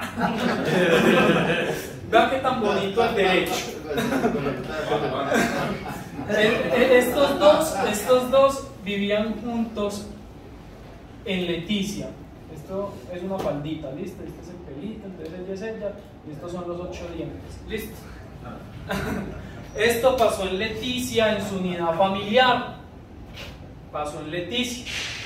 Gustavo llevó a la audiencia preliminar la cuenta de EPM, donde dice que el contrato 112873 es en Medellín y una cartica de la mamá que vive ahí, yo lo voy a recibir, yo me voy a hacer cargo, el de aquí se puede conectar, yo voy a llevar su manutención, no es necesario que él salga y todo eso. Él lleva su cartica y su cuenta de EPM, entonces le va a decir al señor juez de control de garantías, vea, su señoría, yo no le voy a discutir inferencia, eso es muy grave, qué pecado, esos dientes, vea cómo quedó, ya no se puede reír, todo eso, pero todo eso pasó en el seno de la familia y pasó en Leticia. Su señoría, yo le traigo un arraigo diferente, en otro departamento, en otro municipio, va a estar alejado de ese seno familiar y ahí queda detenido. ¿Cuál contacto va a tener con la muequita? Ninguno. Entonces, en ese orden de ideas, ¿es razonable ese ejercicio intelectivo? ¿Sí o no? ¿Sí o no? No, sin llenarnos pues de elucubraciones de que es que él se puede volar, irse y cascarla. No, porque esos son supuestos que hay que probarlos. Si no hay un hecho, primero tiene que pasar, y si pasa le piden la revocatoria, pero así planteado, ¿es plausible o no? Es razonable, ¿cierto? Ya voy. ¿Cuál es su nombre? Holman. Pero, muchachos, no hemos salido de aquí. Ahí dice el parágrafo que no se puede para la violencia intrafamiliar domiciliaria. Gustavo, volvete a conectar. ¿Y qué vas a hacer con este señor Gustavo? Ese es el planteamiento y es razonable, pero llevas la mitad del argumento. ¿Cómo le vas a decir al juez que, siendo esto razonable, no aplique ese 314? Gustavo, 20 millones, Gustavo. Hace medidas. Bueno, pues habría que determinar que si bien la persona se encuentra, pues sería imposible que aparte de eso, pues de que se podía... No, es el mismo, ya, eso ya está listo. El problema jurídico que usted le tienen que plantear al juez es ¿por qué no aplicar ese 314? Ya está clara la discusión en punto a necesidad, que está lejos, que no va a pasar, que ya más de 8 dientes no le va a tumbar, etcétera. Eso ya quedó claro. El problema jurídico es ¿por qué no aplicamos el 314? Holman. No, de pronto yo tenía otro concepto, de pronto usted ya dice que ya está el caso. Sí, completo. Para que no nos. Porque aquí nos llenamos de hipótesis. La discusión es frente a la norma. Sí, la discusión es cómo le decimos a ese juez que no aplique el 314. No, sí, ya hay ¿Tu nombre? Fausto. Fausto. Yo le dijera que, o sea, me plantearía varias cosas. La primera, lo que usted planteó ahí, teniendo en cuenta que el señor necesita trabajar y que la señora necesita ser mantenida, ¿cierto? Y que si podamos obviar ese artículo, teniendo en cuenta que la señora depende directamente de tumbadiente.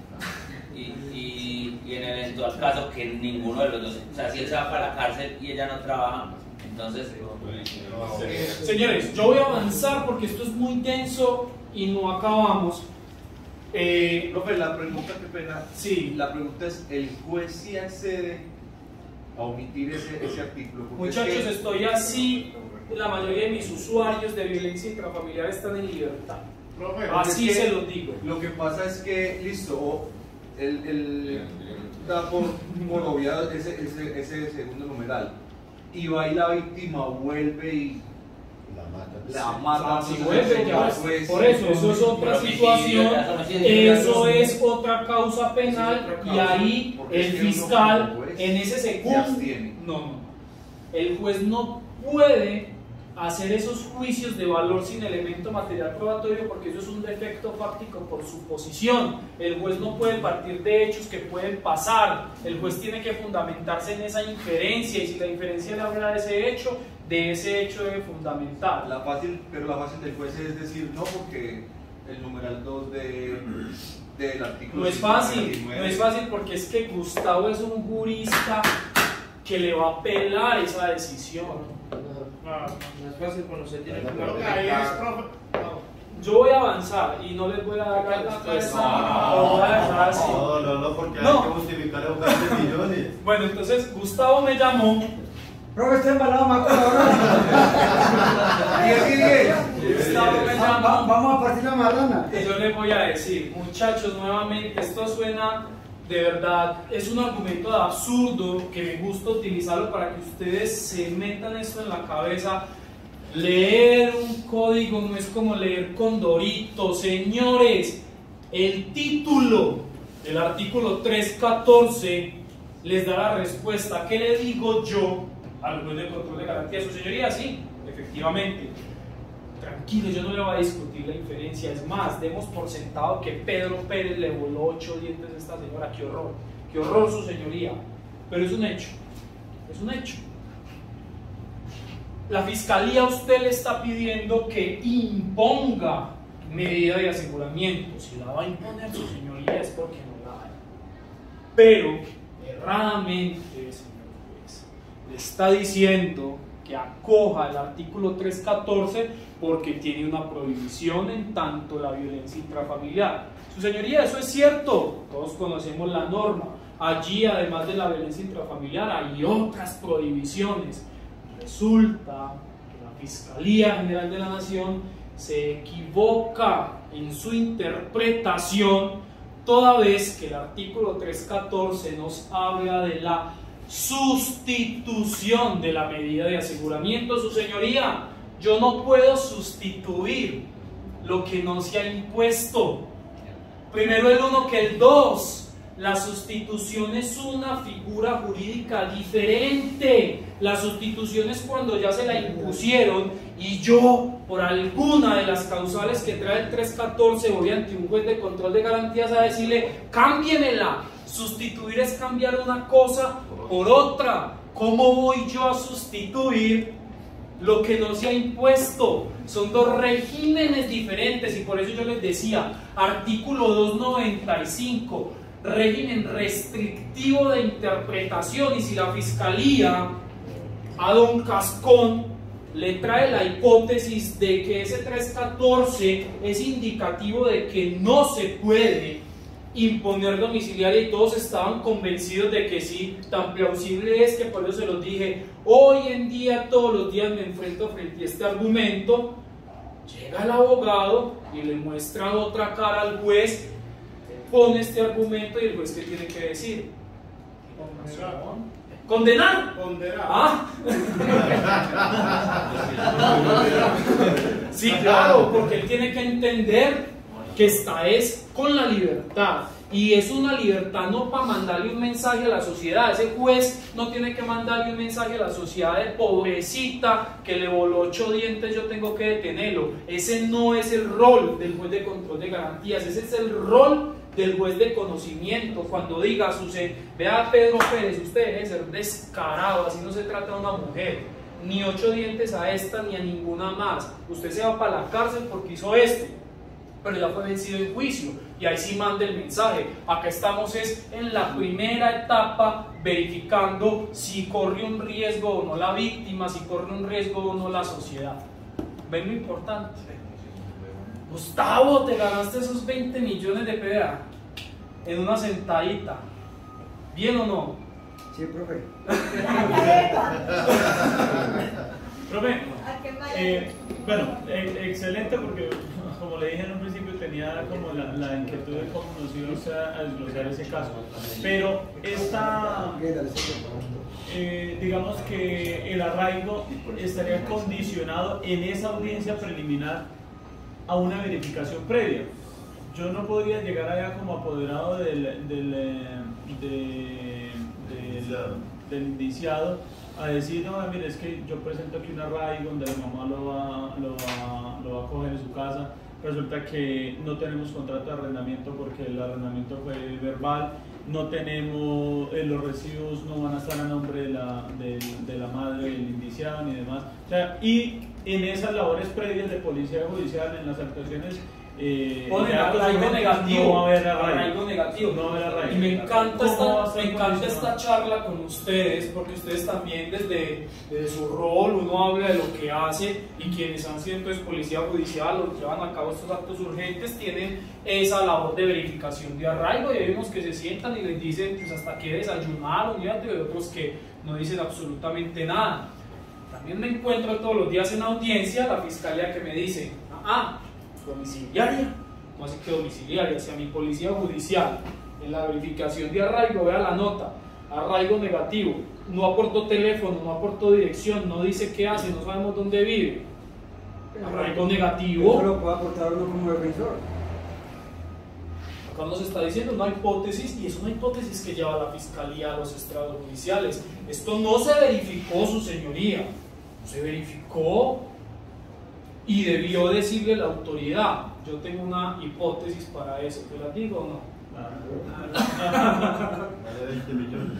Vale, Gustavo. Es que si bien la fiscalía y policía judicial, la persona en el momento de tomar ese arraigo no lo dio, uno como defensor lo puede aportar, pues se supone que él a uno, o el detenido a uno sí le da la información. Pero todos conocemos las Miranda Rules, ¿o no? ¿Saben qué son las reglas de Miranda? No.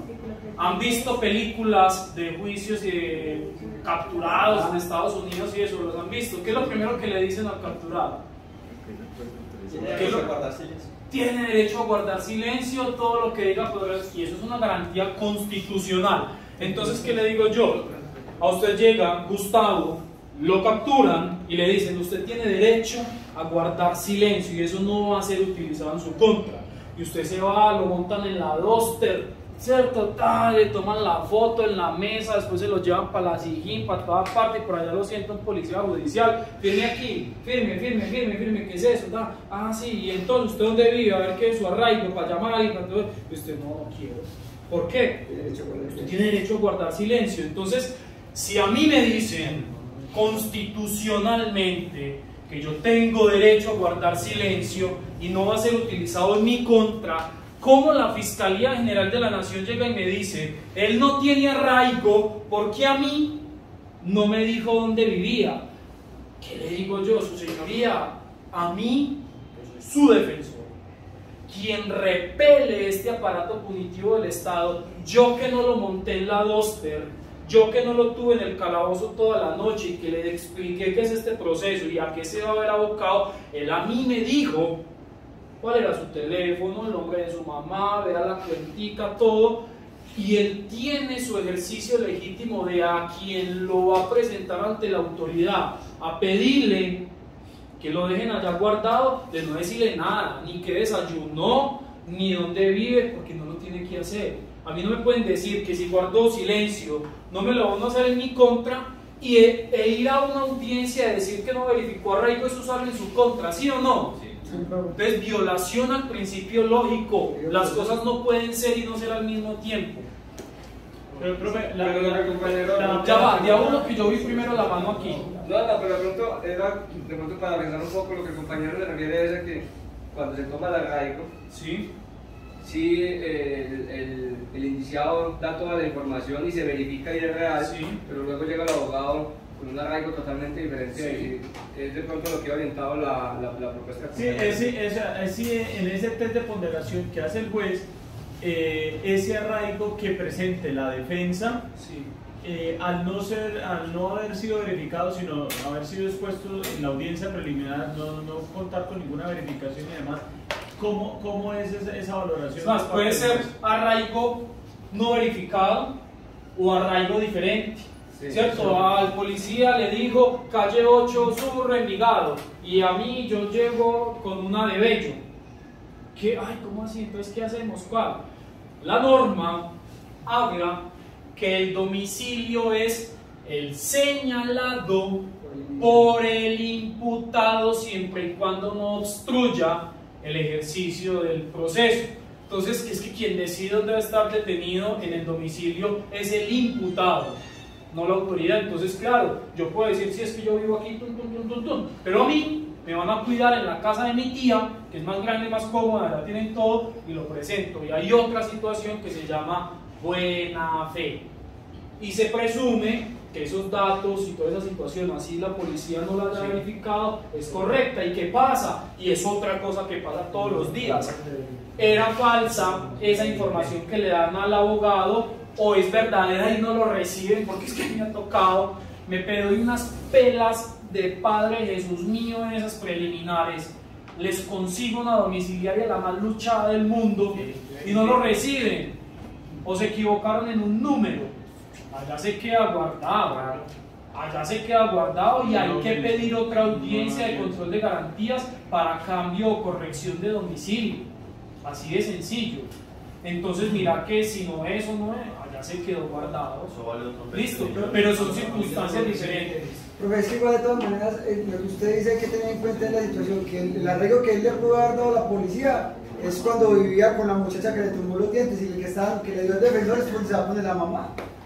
Bueno, esta misma ejercicio del 314 lo utilizan con las prohibiciones del 68A. En el 68A hay unos delitos, un listado que para una cantidad infinita de delitos no proceden beneficios, como la suspensión de la ejecución condicional de la pena o la domiciliaria, pero esas prohibiciones son para la pena, no para la medida de aseguramiento. Y acuérdense, cuando arrancamos la charla, la detención preventiva no se reputa como pena, entonces las prohibiciones de la pena no pueden aplicar para la detención preventiva. Listo, vamos a avanzar. Estos son los fines, los requisitos subjetivos de la medida: inferencia razonable de autoría, fines constitucionales, test de proporcionalidad, test de riesgo futuro, improcedencia de las no privativas y test de gradualidad. Doctores, ahí están en la ley, están muy claros, 310 y siguientes, ahí están todos los fines constitucionales. Yo quiero, más allá de detenerme en lo que dice la norma, ponérselas a leer, llevarlos a una reflexión. Uno de los fines constitucionales, el que más se utiliza, porque eso sirve para todo, es el peligro para la comunidad. Los que han estado en audiencias no me van a desmentir, y eso sirve para todo. Eso ahí cabe de todo. En esos numerales cabe de todo. O sea, uno puede, si uno no le cuadra ningún otro fin, eche mano del peligro para la comunidad y ahí quedamos listos. Entonces, es el caballito de batalla. Esa norma, ojo a lo que les voy a decir, la tenemos en el artículo 310, es su desarrollo legislativo, y ojo a esto.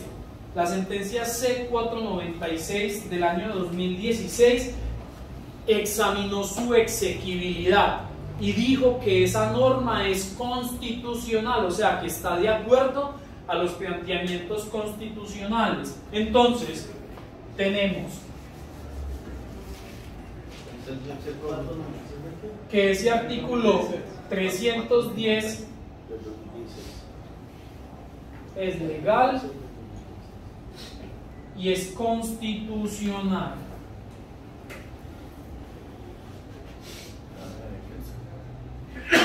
Por ahí escucha Kelsen, que no era de Kelsen sino de Hart, pero esa es una discusión que no podemos dar en este momento. Una discusión probatoria. 310, desarrollo legal, y la Corte Constitucional dijo sí se puede aplicar. Entonces no hay ningún problema, pues para el régimen de libertad echamos mano como todos los días se hace respecto a esa norma. Ustedes han estudiado, han escuchado algo de el sistema interamericano de derechos humanos. ¿Sí? Escucho un sí pacífico. Pero eso no es lo que maneja la Corte Interamericana de Derechos Humanos. Doctores, el ejercicio del derecho penal no se limita al inciso. El universo jurídico del derecho penal no se limita a este código, a lo que la jurisprudencia dijo. Hay todo un andamiaje internacional, un sistema de protección de derechos humanos que es vinculante para el Estado. Colombia suscribió tratados internacionales respecto de derechos humanos y ellos hacen parte del bloque de constitucionalidad y tienen el rango constitucional, y las decisiones del sistema interamericano de derechos humanos vinculan al Estado colombiano y son de obligatorio cumplimiento. Y el Estado colombiano en general, en un proceso penal, en tanto la decisión se ve aterrizado en el juez de control de garantías. Entonces las exigencias del sistema en audiencias preliminares se le tienen que pedir al juez de control de garantías. ¿Alguno de ustedes ha escuchado el caso Almonacid Arellanos versus Chile? Léanla, tienen que leer. La tienen que leer esa sentencia. ¿Por qué? Porque aparte de que este sistema interamericano está ratificado por Colombia, los jueces no tienen idea que están obligados a cumplir con el sistema. Y esa sentencia, Almonacid Arellanos versus Chile, le recuerda a todos los países firmantes que tienen la obligación de respetar todo el sistema interamericano de derechos y garantías humanas por ser suscriptores, y el no cumplimiento de esos preceptos acarrea responsabilidad estatal, y en las audiencias preliminares la responsabilidad estatal está en cabeza del juez de control de garantías. Este caso, les voy a contar un cuento, es muy bonito y quiero que ustedes lo conozcan, lo van a leer en la sentencia, se los voy a resumir. Por allá en los años 70, en Chile, estaba como presidente Salvador Allende. Llega Augusto Pinochet y derroca el régimen democrático e instaura una dictadura militar. Extrema derecha se toma el poder y sus enemigos naturales pues son toda la izquierda, la revolución, los sindicatos, las agremiaciones, etc.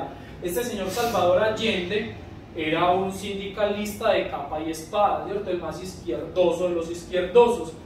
Para el régimen, una piedra en el camino. Me perdonen si me pego en el número, creo que fueron como 22.000 víctimas del régimen de homicidios, no sé cuántos desaparecidos, y todos personas contrarias al régimen, ¿cierto? Salvador Allende, Almonacid Arellanos, este señor estaba en su casa, llegaron los carabineros y era el modus operandi del régimen, delante de la familia, lo sacaron y lo fusilaron delante de toda la familia. Haga de cuenta, usted Salvador Allende, lo jalaron para acá, venga papito, pam, pam, todo el mundo vio, ¿cierto? Si había un sistema judicial, se abrió la causa por ese homicidio y arrancó la investigación pero allá tienen la figura del sobreseimiento.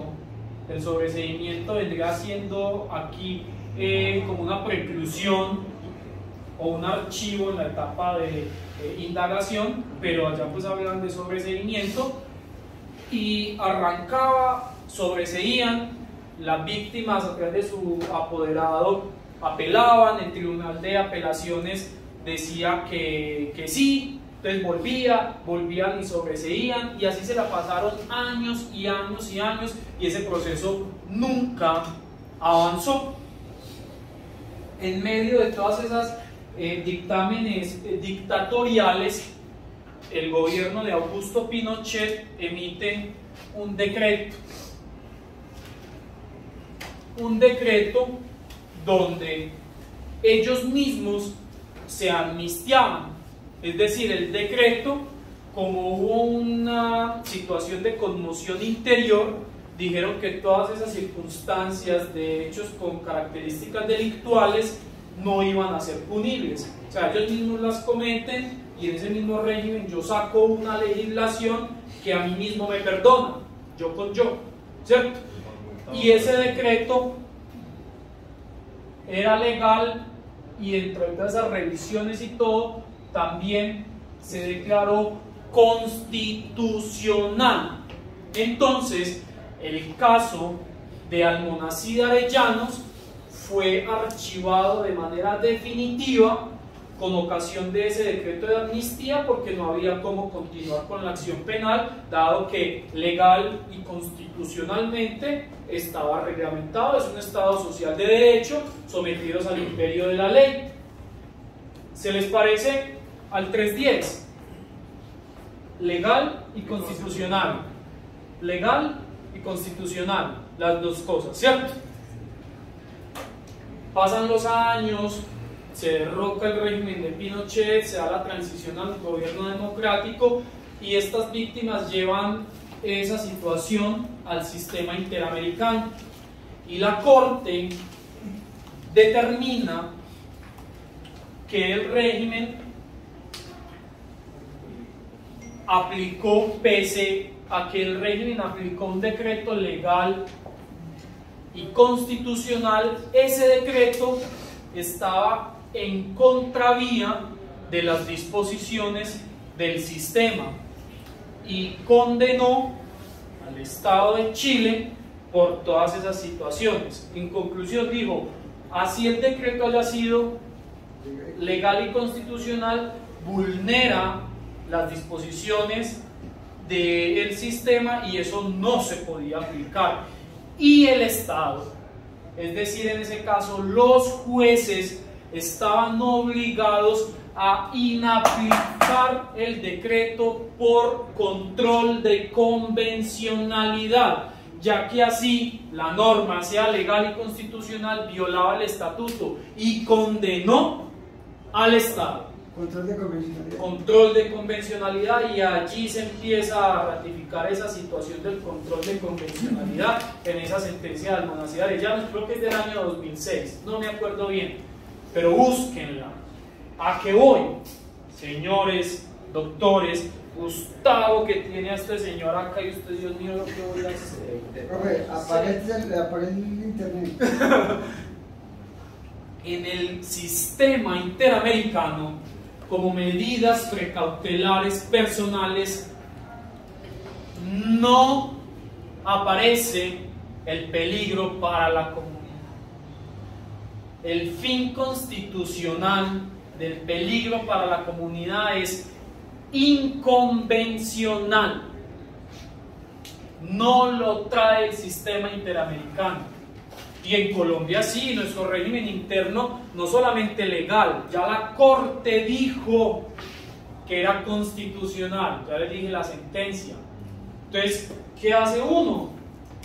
Señor juez, sí, es legal, es constitucional, pero no es convencional.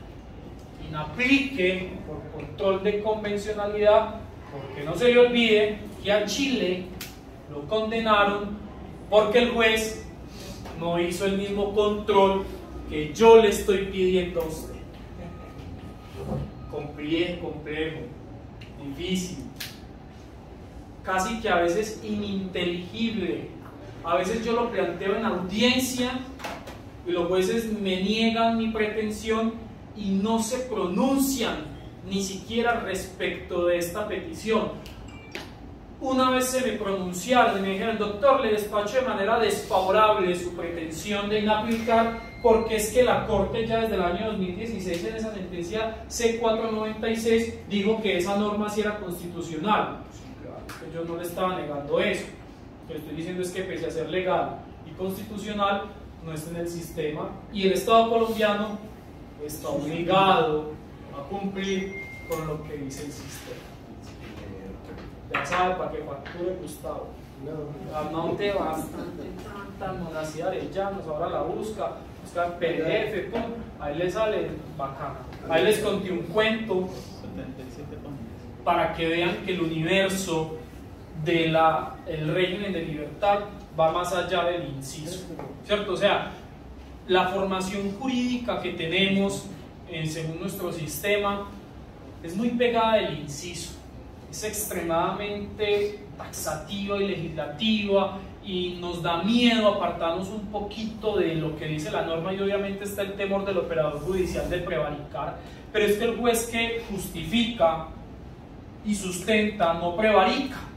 Prevarica el juez que dice sin argumentos por qué va a hacer una excepción de constitucionalidad y en un delito sexual impone domiciliaria y no explica la excepción de constitucionalidad. Claro que prevarica, pero el que sí lo hace dice cuál es la circunstancia que para ese caso en concreto a él como juez constitucional le permite hacer esa excepción. No prevarica. Es que el juez de control de garantías es un juez constitucional, esa toga que se pone es un juez que está administrando justicia en tanto derechos fundamentales, y por eso la premisa que yo les di al principio es el juez que más poder tiene.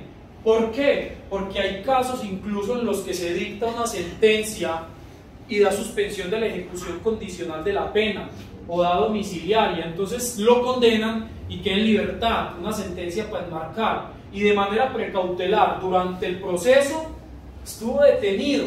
El juez de control de garantías es ese funcionario judicial que con el primer estadio de conocimiento, es decir, con una sola inferencia razonable de autoría, puede a cualquier ciudadano privarlo de su segunda garantía fundamental más importante, cuál es la libertad. Para el juez de conocimiento, poder privar de la libertad tiene que verificar que está más allá de toda duda razonable. Al juez de control de garantías, con la verificación de la inferencia y estos requisitos obviamente, pero con una inferencia puede privar de la libertad a un ciudadano que el día de mañana puede salir inocente. Díganme si eso no es tener poder. No únicamente con cuestión de la libertad, sino con todos los derechos fundamentales que el indiciado, imputado tiene. Nomás en la mera etapa de investigación, sin antes saber si la prueba fue o no fue, ya le da el cuarto derecho de la habeas data, le da el derecho a la intimidad con cuestión de interceptación de llamadas, interceptación de mensajería, y de ahí para cualquier cantidad de derechos que este tiene, tanto para él como también para la víctima. Y eso es una cosa que ni siquiera la tiene el juez de conocimiento, porque toda actuación que se vaya a hacer con respecto a derechos fundamentales, uno va directamente al juez de control de garantías.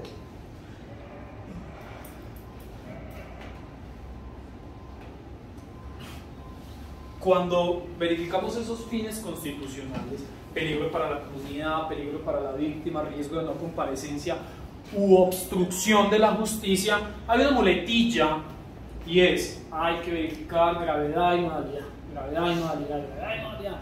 Y resulta que esa gravedad y modalidad se volvió en repetir la inferencia. O sea, nos dicen: Pedro Pérez hurtó a Juan Gómez utilizando un arma blanca.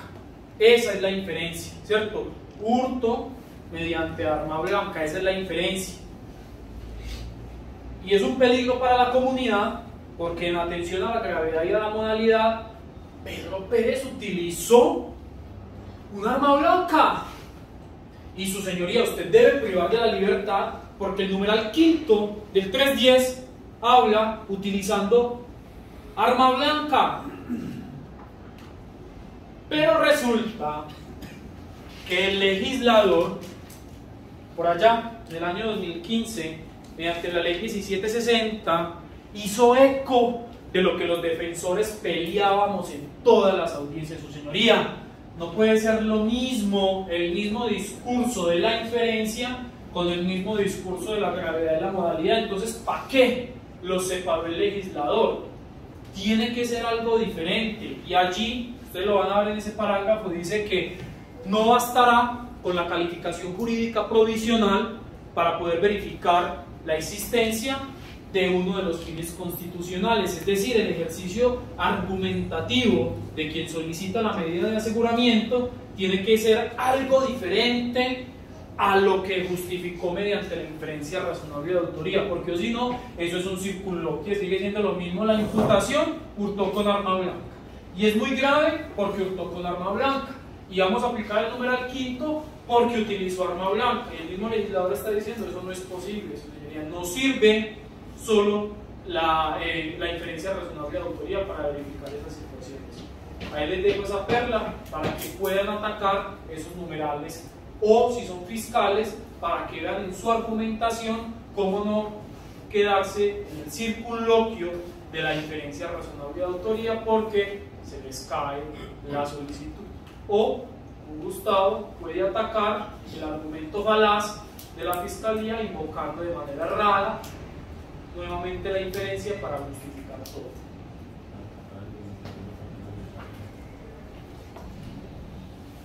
Se nos habla en el artículo 315 del Código de Procedimiento Penal que hay unas medidas no privativas de la libertad. Eso casi que como en desuso, eso casi ni las piden, y cuando a veces escucha uno en audiencias respecto de las medidas no privativas de la libertad, encontramos que hay una interpretación que habla que las mismas solo proceden para los delitos allí enrostrados o allí delimitados, que son delitos de poca monta, que son delitos que no revisten una mayor gravedad. Entonces a uno muchas veces encuentra la argumentación en audiencia de que su señoría, usted no puede imponer medidas no privativas porque es que no es de los delitos que trae el 315. Y nuevamente de esa coyuntura nos saca esa regla del 295 en tanto la interpretación restrictiva, por cuanto lo que dice el 315 es que en ese tipo de delitos que son menos graves, la regla general es que no procedería medida de aseguramiento alguna, pero que de proceder puede ser esas no privativas. Esa es la lectura correcta que debía hacerse. ¿Y por qué? ¿Por qué lo aseguro? Porque esa sentencia que vimos por ahí, la C318 de 2008, dentro de tantas cosas, y por eso les dije, le sirve para todo, trae algo que se llama el test de gradualidad de la medida, que le indica al juez de control de garantías que a la hora de imponer, él, de manera oficiosa, puede decir: a mí sí me preocupa ese señor que le voló los 8 dientes a esa señora, voy a imponer domiciliaria porque me parece plausible el argumento de Gustavo, que estando en Medellín, ¿cómo le va a volar los otros dientes que le quedaron ella estando en Leticia? ¿Cierto? Pues eso no es lógico, pero me preocupa porque es muy violento, se demuestra un plus de gravedad en ese actuar, porque no solo la trató feo, sino que en el piso le siguió pega, etcétera, ¿cierto? Entonces dice, debemos verificar los derechos de la víctima, una mujer que tiene protección especial en nuestro estatuto, la ley 1257 y otras codificaciones hablan de que hay que tutelar esa parte femenina dentro de nuestro Estado colombiano. Entonces, en aplicación a ese test de gradualidad, el juez de control de garantías puede decir: vea, Pedro Pérez, usted no solamente se va a quedar en domiciliario, sino que le queda prohibido tener cualquier tipo de contacto con esa dama, por ningún medio, no la llame, no le escriba, mucho menos pues se huele de su domiciliario y aparezcasele por allá, ¿cierto? Y si adicional el fiscal tenía como miedo, este hombre no va a comparecer, se nos vuela, alguien por acá me dijo: es que él puede salirse y no cumplirla, ¿cierto? Le pongo la obligación de que se presente los primeros 5 días de cada mes ante el centro de servicios donde se va a llevar a cabo su juicio, y así está tranquilo, señor fiscal, de que está compareciendo. Al día 5º de un mes no llegó, el fiscal, pues con esa situación, esa constancia, va ante otro juez de control de garantías y ahí sí pide la revocatoria y dice: este señor se le dio la oportunidad de estar en la casa, de que se presentara, no cumplió, revóquele porque no, esa acta de compromiso no se satisfizo tal cual lo hizo. Entonces primero debe darse el hecho antes de la suposición. Por eso no es de recibo el argumento el que no, es que como así, domiciliaria, pero es que en domiciliaria se vuelan.